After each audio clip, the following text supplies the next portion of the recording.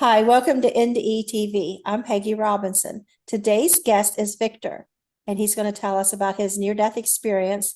And he is in Hungary, and he says there's not very many NDE videos there. Is that Yeah, right? yeah, that's right.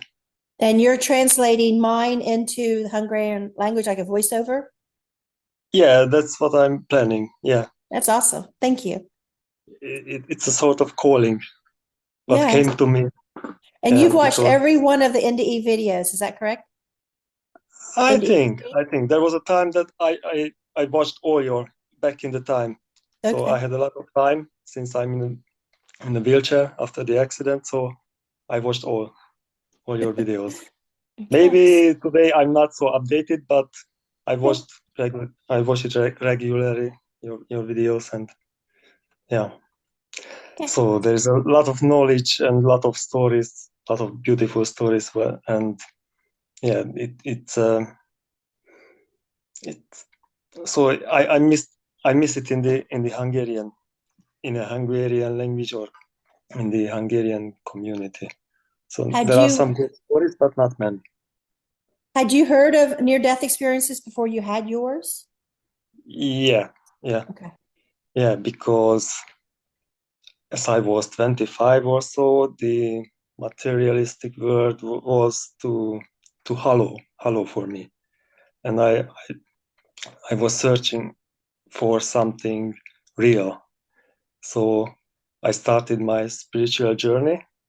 So I think there was the time when I met with these NDE stories also Okay. at the internet. And yeah, then I started the Reiki because I wanted to fill this hollowness with something. It was a inner knowledge which came to me from somewhere. I don't know from where. And so then I found the Reiki. So I found it crazy enough to fill this gap, what I was missing in this real world. And yeah, healing with hand and healing from distance. It is really crazy. And as I did it, I could experience it. So unknown people, how they feel. So yeah, I feel or yeah, I feel that somehow filled this gap, and I had a lot of inner experiences also. I connected to my heart, I think, through these experiences, and I felt the energy from different places, and yeah, and my Reiki teacher, he also on a way of Carlos Castaneda, this Yaqui way of knowledge, or the sorcerer, or the sorcerer. And yeah, he taught us many things, how to go over the ego and how can we perceive the world how it is, or how can we perceive more than this physical reality, or what we were taught in the kindergarten, in the school, by the parents. So it's a little bit mystery. We got into the mystery. Yeah. Okay. And yeah, so the Egyptian story. Yeah. So once I was reading a book from Elizabeth Reich, The Initiation. It was a story of ancient Egyptian time, and there was the daughter from the pharaoh, and she wanted to have the initiation, but she was too young. And but she wanted it three times, and for the third time, the pharaoh gave this initiation to his daughter, and she succeeded it, and then it happened something with a man, and she fell in love, and her nervous system burned out, and her own lion killed herself because they had lions. They were riding on lions. So, and in this time there were the sons of gods and daughters from gods there, and the lions didn't do anything with this son of gods and daughter of gods. But the men of earth, they were stinky for the lion, and they killed it. The lions killed this normal earthly people, and this young lady got stinky to the lion, to her own lion, and the lion killed her, and I started to cry. So it touched me so deeply, this story. Then I decided to go to Egypt, and this time I was together with my life mate. Is it correct to say this way? So we don't have marriage, so that's why I Girlfriend? say, yeah, girlfriend, a little bit more. And so in Egypt,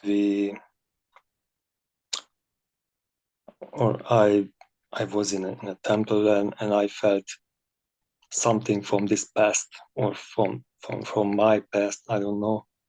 And my heart just started radiating, and I started to cry for no reason for the other people. And yeah, the story with Jesus, it happened here that we were in the Serapeum and we had forgotten to take our ticket, and there was a Hungarian guide, and he gave his ticket to us because he has seen this before, this Serapeum, but he told us a story before we got the tickets. He said, it was a question, how do the poor kids go to the cinema? Do you know this story? No. No, they gather the money for one ticket, and who is the best storyteller, he goes in, and after the movie is Oh. over, then he tells the story to the other kids. Huh. And he reached us the ticket, and he said, now you are the storytellers. So we go in, and later he got the missing ticket was found, and he was also inside. So, and later, some day later, 1 or 2, there was a table where we always sit for lunch. We were on the Nile on a big ship. It was a hotel and ship together, and we were in Komombo, and it was lunchtime. So we couldn't sit where we always seated. So we had to find new place, and there was free space where the table of the guide was. There were the Egyptian guide, and the Hungarian guide was also there. And my mate, Sophie, she told me earlier that this guide, the Hungarian guide, is like Jesus in many aspects. But it didn't mean anything for me, so it was strange for me. It was neutral, nothing. And we were just eating there, and we started to share our food because there was many Egyptian food. One was better than the other, and we wanted to eat only just a little from each. And I told him, he was on my left, hey, try this. This is very good. And he took the food from my plate with his hand, and it was so direct to me. So I was there with somebody which I know just since a few days, and he took the food with his hand from my plate.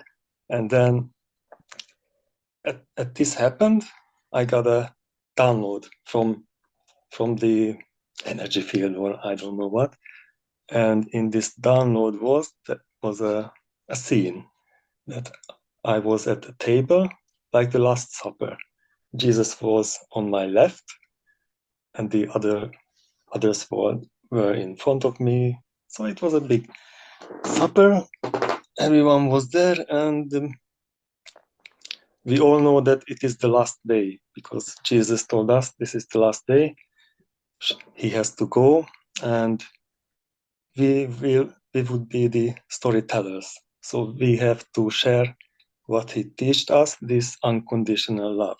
And I felt this unconditional love in this download, and this whole situation, this was too much. So I started to cry, and I saw my girlfriend in front of me. She was also crying, and myself also, but it was like a hidden cry. So I didn't want to know that anyone sees it.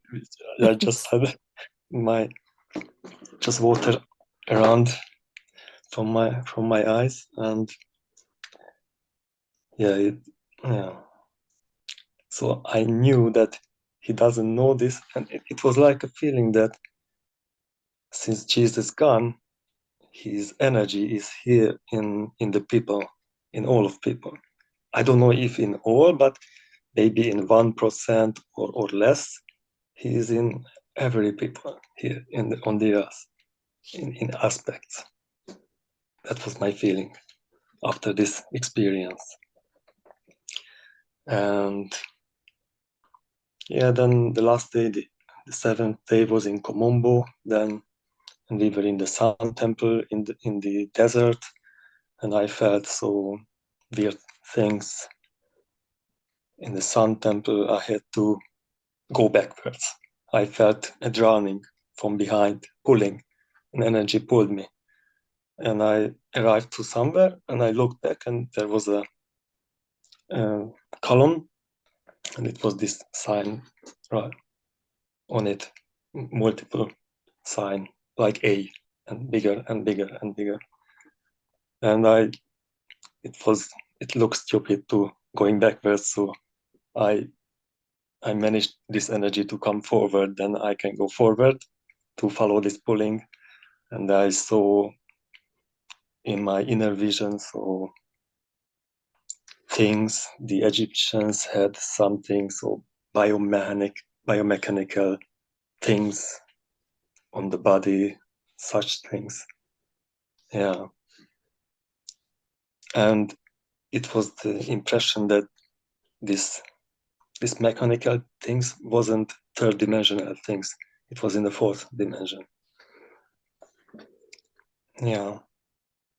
And as we come back to Hungary, yeah, and there in Egypt also I saw a wing that I just saw. Suddenly I got wings, so 5-meter long wings on each side with rainbow color feathers. And as I came home, I tried this wing. I was going on the highway with the car, and I just made so mentally. So I was driving with my with my physical hands. I just made this mental movement with my wings, and I felt energy boost coming through my root chakra. So it was, and slowly these things faded away. How the life goes, making money, building house, and so such things. And also there was on the next day, as we came back from Egypt, we were sleeping and visiting friends, and I felt this pulling energy by a friend, and I let me pull, and the air in the house was vibrating, and I was going there, and I followed this pulling energy, and I had to sit down somewhere, and I looked what I was sitting off. It was a leather, um, so stuffed outfit, something, and it was to sit on it. I don't know, a pillow. Yeah, a pillow, a leather pillow, and it had Egyptian motifs on it. So my body somehow, it was an automatic sensation of my body. So I hadn't opened my eyes. My body just know this similar energy. It's weird. I don't know. Did something like happen to you No, in your life? Extra no, sensation? No? not like that. No. Okay. And so we were 11 years together with my girlfriend, and we had a nice white cat, and we just got divorced. She was working in Switzerland, Oh, you were 800 kilometers. married. No, we weren't married. Oh, oh, I thought you said you got divorced. Yeah, because we were half official together. Yeah, Oh, okay. yeah, but not a marriage, but it was official. Okay. And she was working in Switzerland, so 800 kilometers away from me. And the communication wasn't good. We were communicating through Skype, via internet, video calls, and I felt something wrong with her. So, and this day I sent her Reiki energy in distance, and I felt a lightning strike through me, through my heart, through my body. I said, "Oh, she got really big problems." So next day, I told her that we have to talk. What's with you? What's wrong? And she said she fell in love with another guy, and she was in desperate because she loved me, and she was between the two. She couldn't decide what to do. She was crazy, and I told her. And this night, after this lightning strike, this night I had a dream that we were going into the shop from the street, and there was a third one, a younger man, 5 years younger than me, and he took his hand to his cross in the back, to the crossbone, and the Okay. lower back, and it got me thinking. Normally, people tap the shoulder, but not the lower back. This means something. Um, can you help me out? So sexual, like, Oh, okay. yeah. And next day we were talking, and she said this story, the whole story, and she said that this other guy, he's 5 years older than she. So I dreamt also this one. So that was a connection between us. So all the information came to me in the dream. So it was also a really weird experience. And after 2 years, it was the grief for me, 2 years. And I had started get a new girlfriend, and I bought a motorbike, so I was riding it. I did salsa, Cuban salsa, and so and it was winter time almost. It was autumn, and I was thinking to take my motorbike aside for the winter. And the friends called me that, hey, come out with us. It's nice weather today. It was Sunday, end of October, 27th October. I said, okay, I go. I didn't have too much willingness to it, but I decided to go anyway. So we go to the city, so 100 kilometers away, and then turn back and coming back. And the next day I was lying in my bed, and like I had a very good dream. And I didn't want it to open my eyes because I felt so good. Do you know this feeling, right? Then you don't want to open your eyes, just lying in the bed on a Saturday morning, for example, and suddenly I just heard the noise of my motorbike, um, and I opened my eyes. I was curious what happens, and I was lying on the beside the street, facing down to the grass and the mud, and my head was in the helm, and I thought I didn't arrive to home, so I wasn't sleeping in my bed. I had an accident with my motorbike, and the others were around me. They didn't see what happened, and I didn't remember anything, just what I told you before, that we were heading towards home, and then I was in the bed, I thought, but it wasn't the truth. And then I realized that my feet are not moving, and I started to feel pain in my chest, really bad pain. Then I thought, yeah, this is probably my last day on Earth. And I thought, yeah, it's no problem because this relationship. I didn't want another relationship. This 11 years together, and I said, okay, that was it. I had a younger brother, 8 years younger than me, and a younger sister. She is 2 years younger than me. Parents also living, and I thought, yeah, it will be really maybe hard for them, but it is my time, so I go. So I don't want to stay here on Earth. I don't want to stay in wheelchair on Earth. And probably I would not survive because my chest was also broken. So I gave no chance for me, for myself. And also the city was away, so the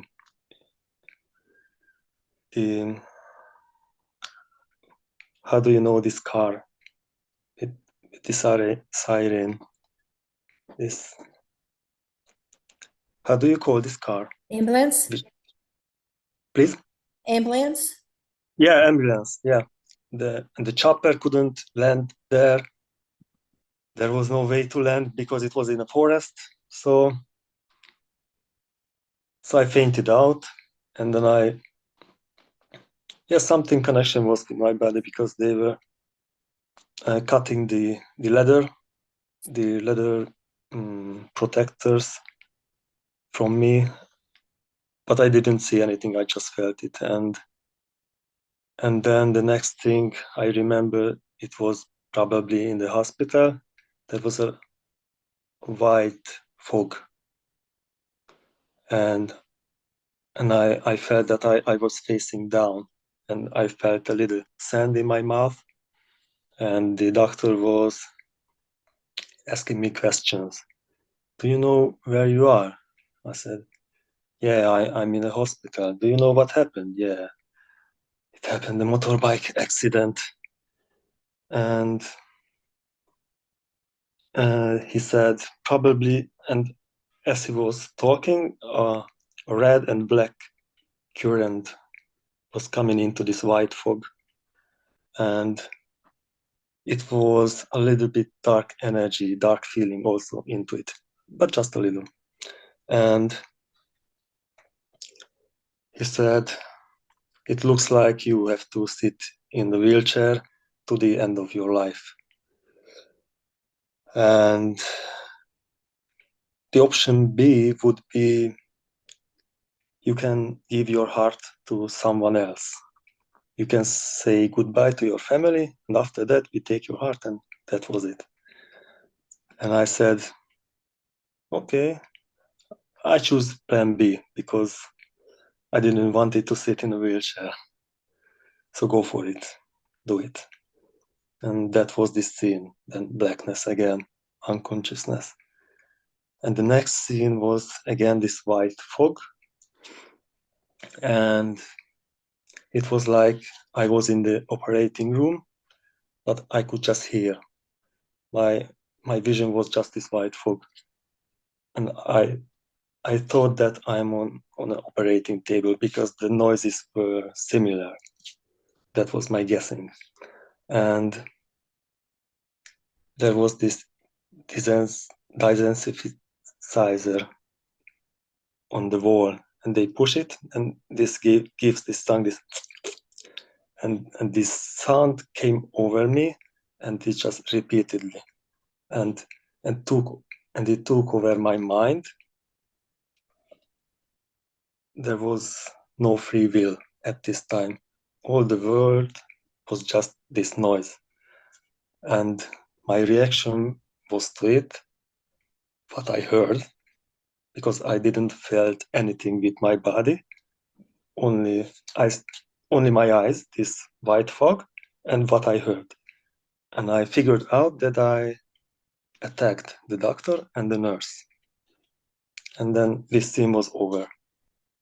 And the next scene, the third scene, was again this. I was again in an operating room. It was a female doctor there and nurses, and I had the feeling that I attacked the other doctors before, and they wouldn't be too nice to me this time.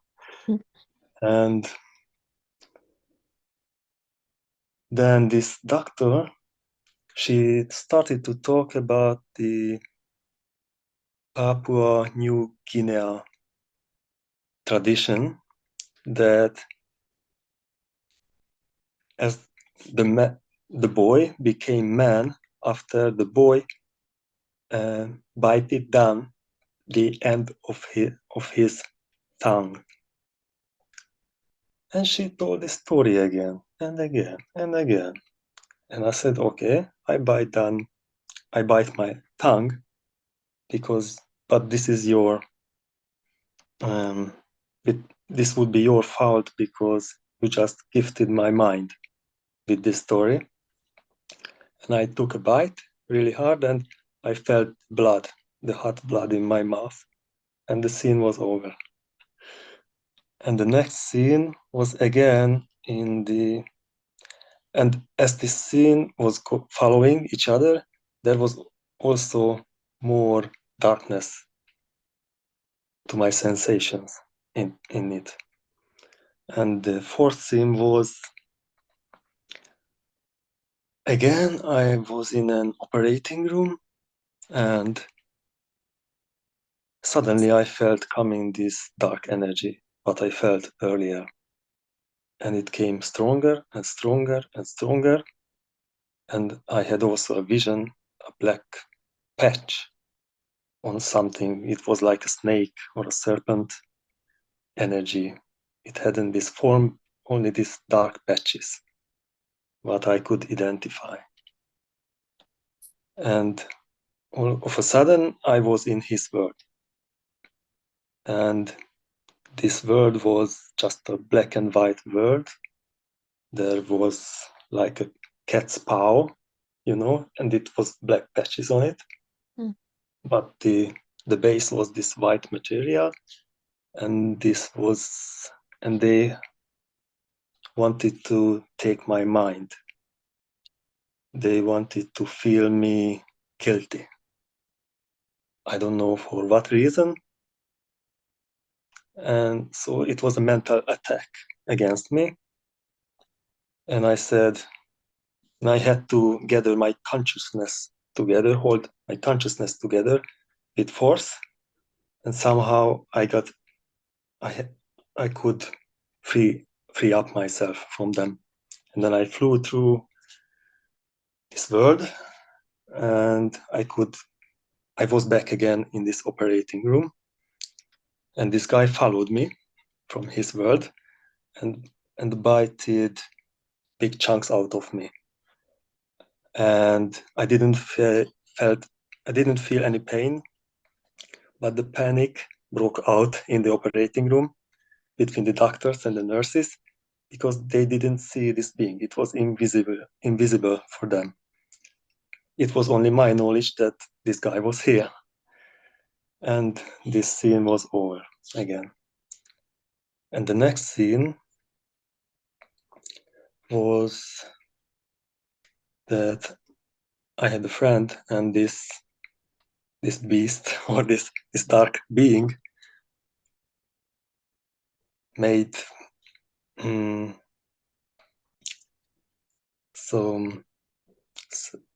made sex with this girlfriend, and I said, no, this can't be true. He was lying to this girl that if she makes what he wants, then I will be rescued or You'll be healed what? or anything. I will be rescued. So she can Rescued. Okay. rescue me with this dark force. But this dark force was lying to her. And then suddenly he was by me, and I told him, hey, we were earlier talking about that I can die. You can take my heart, and that's it. And nothing happened ever since. So please bite my neck, then we are done. Then I can go to the tunnel, to the light, to God, and that was it. I don't want to make it with you here anymore. And he bite my neck, and nothing happened. I was invincible. So I was a infinite being, or in infinite time, I don't know. And then I said, okay, let's do the plan A to accept the wheelchair to the end of my life. And after that, I never seen this being again, but this darkness was there already. After this, the next scenes were a little earthly, like it was. So I had vision, and maybe I felt my body also. It wasn't just this white fog. So I was seeing forms again, and I was lying in a machine, and this machine was a laser cutter, and it sliced my body. And I had to gather my attention to the laser head, to the laser beam, then it gone away. And as my attention was loose, it came again and sliced my body. And so I had to concentrate my attention. And after a while, they gave up. So I rescued myself with my attention. And then I felt something from what happened around my body. I think there was this intubation, and I felt these pipes around me with my hand, and heard the beeping noises, but I didn't see the reality. I was in another world. It was just sensation for my hand, and I knew that I was in the hospital, and I knew that I also was in this other reality also. And my awareness was so not a dream like. The awareness was really high, so I knew myself like I knew myself now. My name, where I live, everything about me. So and I had vivid dreams earlier. I was practicing stepping out of my body, such things. I had made once before this accident. So, and as I was stepping out, I found myself in another reality, not in the real life. But my awareness was on the top. So I know very good what is a dream state and what is my vacant state. And it was in a vacant state. Then it confused me because I thought I was dead, and I was waiting for the tunnel and the light meeting with God, because what I saw, it wasn't the reality. I knew it. And my state of mind was very aware. So I knew that I'm living or something happened to me. But I also knew that dying is something else, what I saw here. And yeah, I was in different worlds, and slowly I was fighting with these dark forces. There was a dark figure, and coldness radiated outside from him. And in these visions, if I saw a normal human, it had no this radiating energy, and I could talk them only with words. But with these dark beings, I could feel their energy, this coldness, and I could talk to them telepathically. So there was this separation, humans and these dark beings. And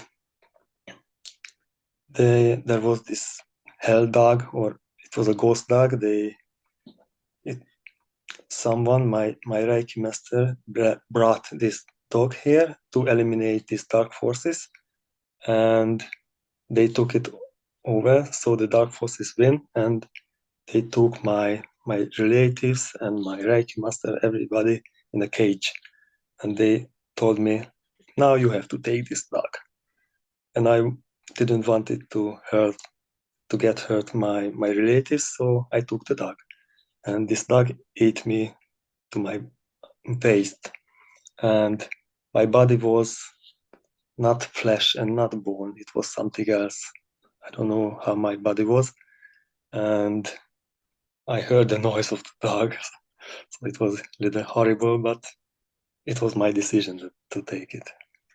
And somehow I escaped from here, and I passed the dog on somebody, on a normal human in my world, and these dark forces found me again, and they brought back the dog also. And then they said, took the dog again. Okay, I took it again. But and there was this auction for these hybrid beings, human and dog hybrids. It was a protection for the elite. It was more than $3,000. So this hybrid, and this was to protect their child. And this was a fourth dimensional hybridization, and humans could buy this service. And my dog was just sleeping, couldn't wake up, and there was a black ceremony. I saw a black ceremony, but they didn't want me to go there, because they all knew that I know what the reality is, the ultimate reality, because I knew from this Reiki and what I was taught before, that the oneness is the real reality. The duality is a lie, and they were inviting people from the outside world and with some benefits. And I saw this black ceremony, and the first initiation was the initiation of the oneness. But it wasn't over.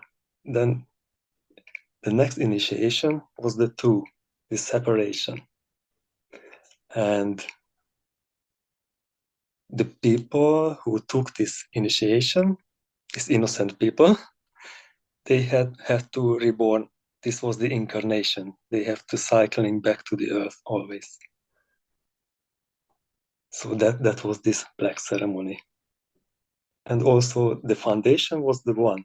So the dark forces are based on the light. I think that was the message for me in this. So darkness doesn't exist without the light. So the light is the whole existence. The darkness is just made of the light.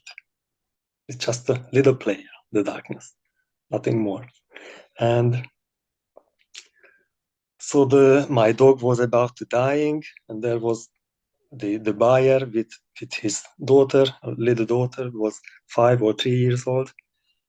She was sad, and I really wanted this dog to live, but it wasn't working because I think I wasn't dark dark enough for this hybridization. So they took the dog off of me, and then slowly I started to come out from this dark world. And I also, it was a prison, and these dark prisoners were holding other beings there. And I told them, hey, which one of you is sinless? None of you. So you don't have the right to keep anyone here. And I kicked out them all from there. So I was kind of warrior there in the darkness. And there was, I saw a 1,000-year-old dwarf or something. He was living in a tree, in a hole of a tree. And I wanted to make something, and it was like the oath, this the big this the oath. If you have something, this is a tail, this tail, and I wanted to do something, and I had to meet with this guy, and his energy was not from the earth. So maybe he was older than 10,000 years, maybe 10,000 year old, and it was just a strange feeling. This energy that was emanating from him. You feel like it was a devil? No, he was just old. Oh, And okay. very, very old. Because was this a hell experience? You're talking about this dark No, forces. it was not so dark like before. It was not this cold radiation. He was something else. He was a helper, but his energy was not earthly. And I don't know how to explain an energy, because we live here only for 100 years, and we can't imagine what it would be like to live 1,000 or 10,000 years in a body. Was So he like a good force out of all this bad stuff that was going on? Yeah, it was, but it was neutral. It wasn't good, it wasn't bad. He wanted to help me. He was helping me, but he was in his own neutralness. Like in the duality, that is the good and the bad. But he wasn't he was, I think, in the middle. And it was just a strange feeling for me to see a being like this. Yeah. And I also felt one time that I had a visualization earlier when I broke up with my girlfriend, after this 11 year.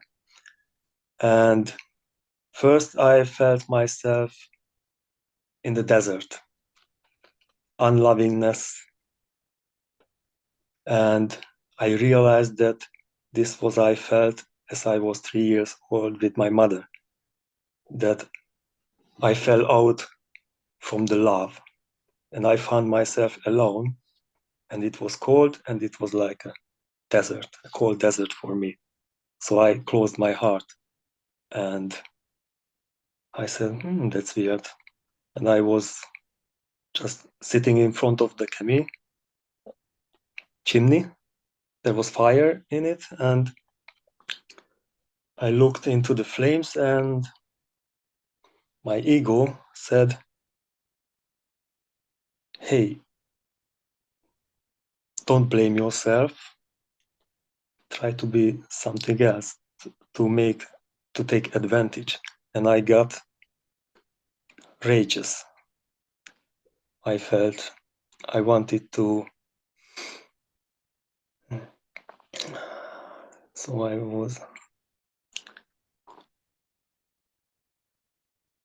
I wanted to pay for her for this that she left me. I wanted to pay it back.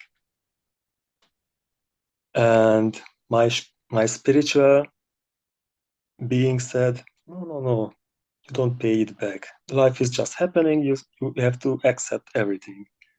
But my ego said, you have to kill her or something. I said, no, nothing. We don't do anything like this. And so I said, okay, just let's do a mental play that I do this. So I did it mentally. And last time I saw her eyes in this mental image, then I started to cry. And I was pouring my heart out. So this feeling from my childhood that everything, it got out from me. So it was a good practice, but it doesn't look right in the front. It was dark. To kill somebody is not nice, right? Yeah. But so it helped me mentally and for my emotions. And in this coma state or NDE, I don't know, there was this like an NSA in USA. There is this NSA, and somehow the situation was that they knew everything what I did, also what I did mentally. There is a NSA in the mental level, and they froze me because I killed someone. And I told him, but it was just for my recreation. It was just a mental game. Hey, what do you want from me? Uh-huh. I will never do such a thing. And with the time, they got this information from me and they released me. And I think all this happened after. Later, I know that I was on a bed because my whole body was swollen and I was on a moving bed. So they constantly moved below me to get the lot of water out of my body and from my tissues, and how this bed stayed still, I felt this frozenness. So in this coma state, I think everything what I heard, I made a story around it. Yeah. But this story was all connected to me, I think, to my life. And yeah, and then I lost my body and I wanted to build my body up. So I had to find genes because this dark force, bited my body, and it was a lot of money. It was like a dark net, like a dark internet in this world. And somehow I could just connect to it with my thoughts or somehow. And I found genes, but they were free. I didn't have to pay for them. And I took it, then I got into a machine, and it built a body for me. But this as these genes were free, it slowly something just popped out of my body, and I heard these noises like popping out the parts of my body, but nothing big happened because my body stayed so, and I had my body. So I slowly came out this.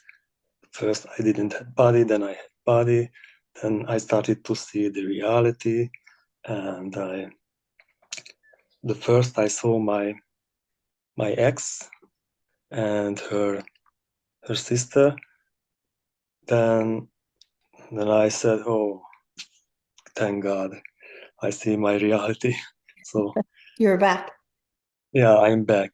But it was a story around it, because at this time I thought that there is a very strong X-ray, because there were uh, cannibals around me, and they wanted to eat my guests. So I wanted to shout, go away, it's dangerous to be here. And I couldn't shout, I couldn't talk because it was cut here Oh, for the intubation. mhm. And yeah, that was a really bad feeling to not communicate what I feel. So to not warn my relatives in a danger, it was really hard to me this time. And they just were there, and I was happy, but I know that they were in danger, so I couldn't help. Yeah, and slowly I saw always more and more from this reality. And as the light, as the night came and the sunlight wasn't there, the whole reality just changed. Somehow the darkness let my fantasy to be more active in the hospital. And I just felt that I'm in a boat on the Pacific Ocean, in a Japanese boat. I saw the machines. I was in the machinery room. There was this light beeping and everything, and I heard the ocean, the big waves, and suddenly someone came, and I saw that he was the nurse from the hospital. I said, "Huh? What? What are you doing here in Japan with me from Budapest? Are you crazy? Or am I crazy?" So my reality was totally gone. So, and yeah, I saw a lot of Egyptian stories. So I was in the hospital room, and I suddenly saw this Egyptian little ships, just staying on the wall. And I watched them. What? So my eyes were open. I know that I was in the hospital. That was my hand. I could touch my hand, everything that I know that I was me, but there were these shapes. So how can it be? I was always in another room, and I saw the physiotherapist and everything, but the room was always another room. And later they told me I was always in the same room. So somehow yeah, yeah, that was really strange. I saw also a dinosaur in the room. So nurse was guiding dinosaur, and I saw it with open eyes. It was really hard. And I thought if I don't go crazy, then Did you have a head injury? no. I think it was the drugs, because the rib cage was broken. I couldn't breathe because of the big pain. So they gave me very strong medications, Okay. painkillers. So I think that was the problem. That's why I saw some weird things here. Okay. And yeah, it slowly came out. Yeah. And yeah. Yeah. It's a very long story. I don't know if you want to hear it. So, Well, I appreciate you come back on and giving us a okay. part two. I'll leave the first one up because some people are able to hear and like that one. Yeah. So I'll just put this up as a part two. Okay. Okay. Yeah. Okay, then that was it now for now. Yeah. Well, thank you. Okay. Okay, right. Thank you. Bye, Uh-huh. Peggy. Bye.